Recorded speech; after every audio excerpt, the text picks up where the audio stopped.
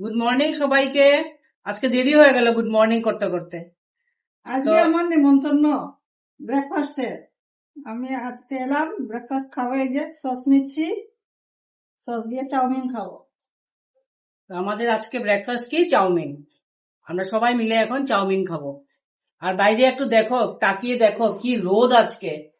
আমাদের তো গরম অবস্থা নেই আর গরমে। তোমরা তো খাও না সস নাকি? না, এখন আমরা খেয়ে নেই আগে, তারপরে আমরা এখন লাঞ্চ করবো। এটা আমাদের পান্তা ভাত খাবো আজকে। ভীষণ গরম পড়েছিল বাইরে।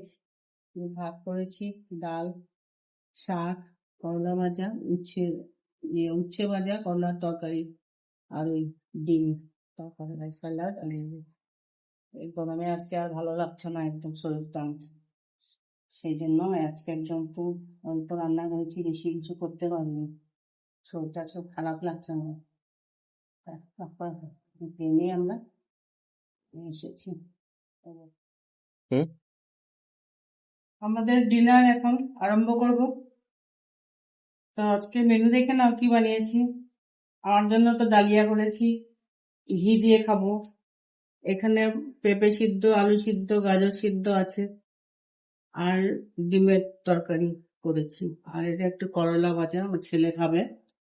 করলা ভাজা দুপুরে খাইনি তো, সেই জন্য এখনো খাবো।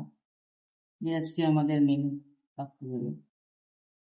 এখন খাওয়া দাওয়া করি আমরা সবাই মিলে। তারপরে কাল এখন গুড নাইট দিলাম সবাইকে, ভালো থাকবে। কালকে আবার দেখা হবে।